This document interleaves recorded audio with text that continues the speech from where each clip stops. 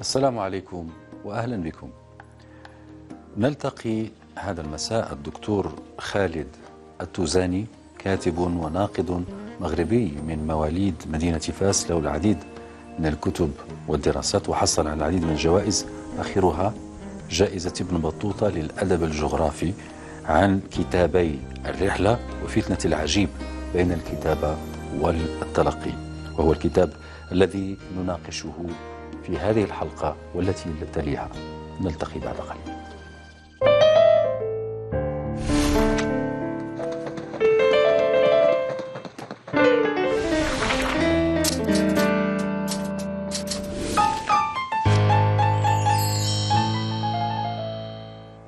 الأستاذ خالد التوزاني، مرحبا بك. شكرا. أولا، حصل هذا الكتاب على جائزة ابن بطوطة للأدب الجغرافي، يعني منذ أسبوع أعتقد. نعم صحيح، منذ أسبوع. إذن أولا حدد لنا مباحث هذا الكتاب والتصنيف الفريد من نوعه في الحقيقة. في مبحثه رأينا كتب عديدة في الأدب تتناول أدب الرحلة والأدب الجغرافي، ولكن أنت يعني طرقت بابا مختلفا، وهو فتنة العجيب في أدب الرحلة. بالطبع العجيب يحظى باهتمام النقاد وأيضا باهتمام حتى يعني الكتاب والمبدعين. حاولت في هذا الكتاب الذي نال هذه الجائزة أن أقارب الموضوع من زاوية مختلفة، حيث انطلقت من تصور نظري يحمل رؤية تجديدية لهذا الموضوع.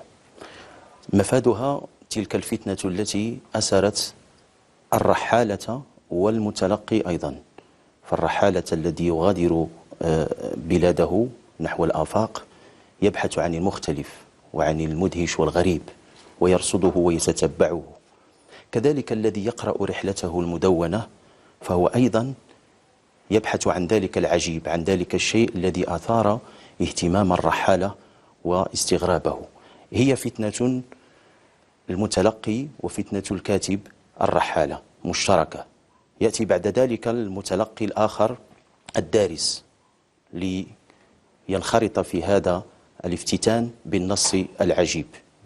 إذا ماذا تقصد بالعجيب؟ يعني هناك مثلا تصنيفات في الأدب بشكل عام، الغرابة التي نوقشت بشكل كبير، الغرابة في الأدب مثلا، وهذا العجيب. ماذا تقصد بالعجيب بالضبط في الرحلة؟ العجيب انطلقت في تحديد المفهوم من التراث العربي الإسلامي، كما أنني انفتحت على المدونة الغربية والدراسات الغربية في هذا الباب، يعني فيما يعرف بالفانتاستيك، وكان ذلك في كتاب لي آخر حول العجيب في الثقافتين العربية والغربية.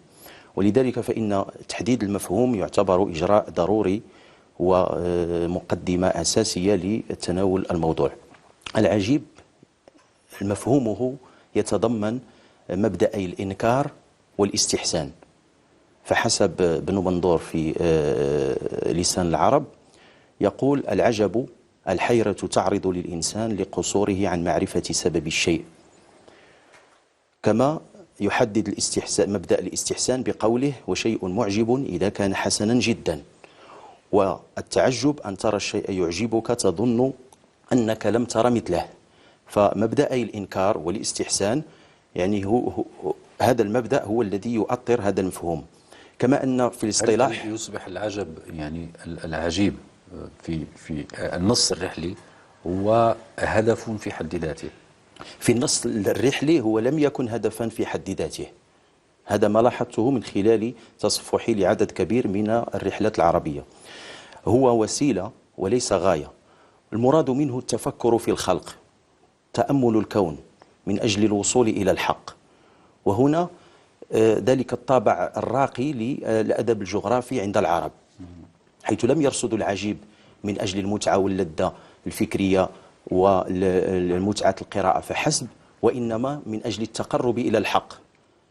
فهو مطية يراد منها الوصول إلى الله عز وجل. ولذلك الملاحظ أن معظم الرحلات العربية كان هدفها التوجه إلى الحج في رحلات الحجازية، وحتى باقي الرحلات الأخرى كان الرحالة يستحضر نية القرب من الله، ولذلك هو كان سفيرا لبلده في الآفاق التي يتنقل إليها. وهذا معروف حتى في أشهر الرحلات التي هي مثلا رحلة ابن بطوطة، يعني كان الهدف منها أن دينيا يعني كذلك. الدافع كان الحج. ولكن بما أنك ذكرت ابن بطوطة، مثلا في نص الكتاب نجد أن ابن بطوطة يضيع في تفاصيل العجيب والمختلف، ولا يركز مثلا على، طبعا في المرتبة الثانية تأتي مسألة تدقيقه الجغرافي في الأطوال والعرض وأشكال الجغرافية. نعم صحيح. الآن أنت يعني فتحت بابا لمناقشة تطور أدب الرحلة عند العرب، وهو قد مر من 3 محطات أساسية. في البدء كانت الرحلة لأجل الحساب المسافات يعني الدول ومعرفة يعني الأراضي، فهذا في البدء. ثم تطور إلى علم يعرف بعلم الجغرافيا عند العرب، يستهدف البحث في المسالك والممالك ومعرفة يعني التاريخ والجغرافيا. المرحلة التي بعد هذه يستقل هذا العلم عند العرب ليصبح علما خاصا بالجغرافيا، ولا يبحث في شؤون أخرى مثل التاريخ والاجتماع. هنا لما استقل بقيت الرحلة فنا، تحولت إلى فن. وهنا ظهرت الرحلات التي تجمع التراجم وسير الصلحاء والعلماء، وأصبحت يعني تجوالا عن الرجال وعن الخبرة في الحياة وبحثا عن العلم. بقيت فنا يدون لأجل حفظ السير وأيضا حفظ التجارب الإنسانية، وبقيت إلى يومنا هذا تحظى بإقبال الكتاب وبإقبال النقاد والقراء أيضا. أثر العرب يعني خصوصا أدباء الرحلة في الغربيين، حتى إن فلاسفة مثل شوبنهاور مثلا يقول أن أفضل وسيلة للتلقي يعني بعد العلم هي السفر ومصادفة والالتقاء بالناس، واعتبر شوبنهاور مثلا هذه المسألة أهم من التحصيل في الدراسة. هل ما هي أوجه تأثير الأدب الجغرافي في المفكرين الغربيين؟ بالطبع الأدب الجغرافي العربي أثر كثيرا في المفكرين الغربيين، ويتجلى ذلك في يعني نهجهم للوسيلة أو لطريقة الكتابة نفسها. فمثلا عند العرب اعتبر السفر يعني استكمالا للخبرة والتجربة، حتى إنه من لم يرحل لم يرتقي، حتى إن طالب العلم عندما يدرس في بلده يتوجب عليه الرحيل والخروج إلى الآفاق من أجل البحث عن شيوخ وعلماء في باقي أرجاء المعمور. ولذلك اعتبرت الرحلة مدرسة تعلم، واعتبرت يعني بوابة لاكتساب الخبرات والعلوم. فهنا تأثر الغرب، كما تأثروا بجوانب أخرى من الحضارة العربية الإسلامية، تأثروا أيضا بالأدب الجغرافي وساروا على منواله. تقول أن أروع الرحلات هي تلك التي نقوم بها في رحلة الآخرين، يعني ماذا تقصد نعم، لأن الرحلة كانت في المحسوس وفي الواقع كانت رحلة عذاب، كانت رحلة موت محفوفة بالحياة.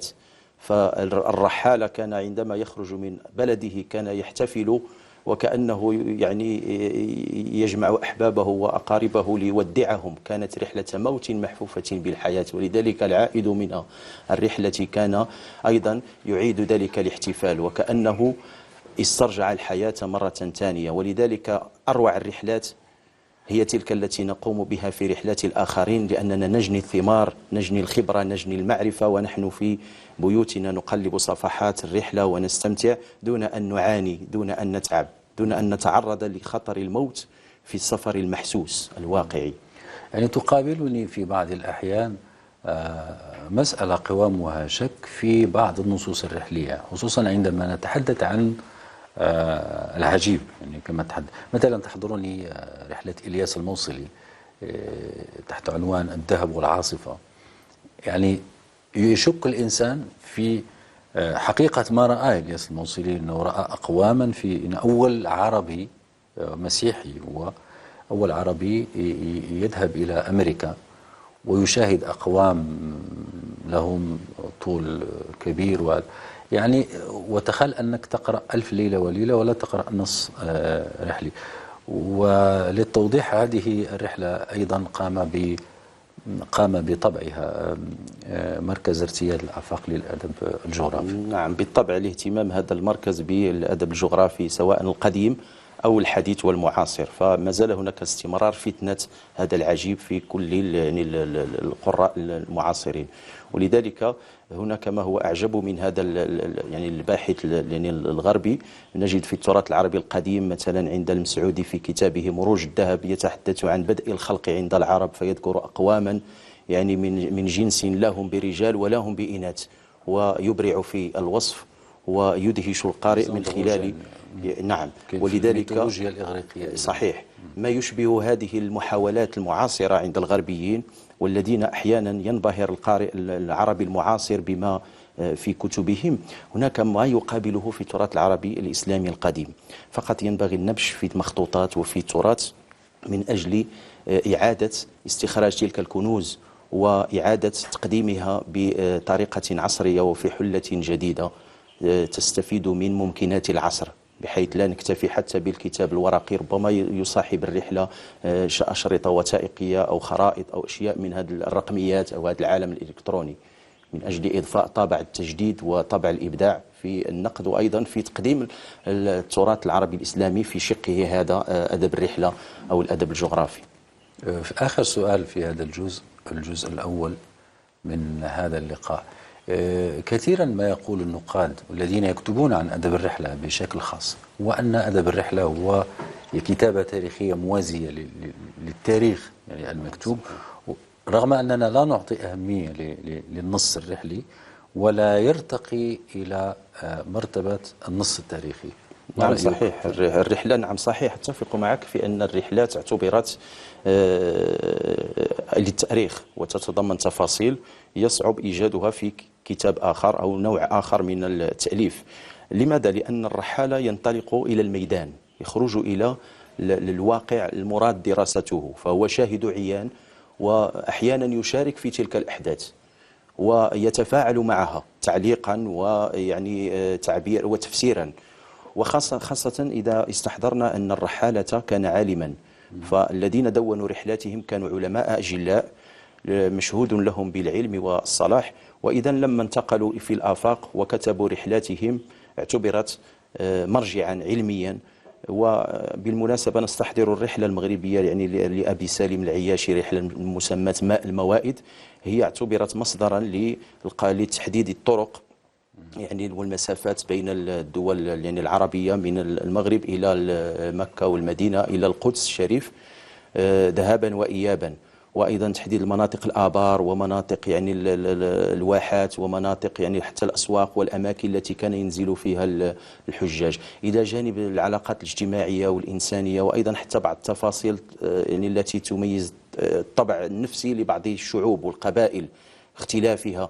يعني هذه الرحلة اعتبرت للتاريخ للعلم النفس لعلم الاجتماع، هي ملتقى للعلوم والمعارف في الحقيقة، هي بمثابة موسوعة ودائرة معارف العصر الذي دونت فيه. إذن سنكمل هذا اللقاء في الحلقة المقبلة. كنا نناقش كتاب جماليات العجيب في الكتابات الصوفية وفتنة العجيب أيضا. نعم. نحن نلتقي في الأسبوع المقبل مع الجزء الثاني للقاء.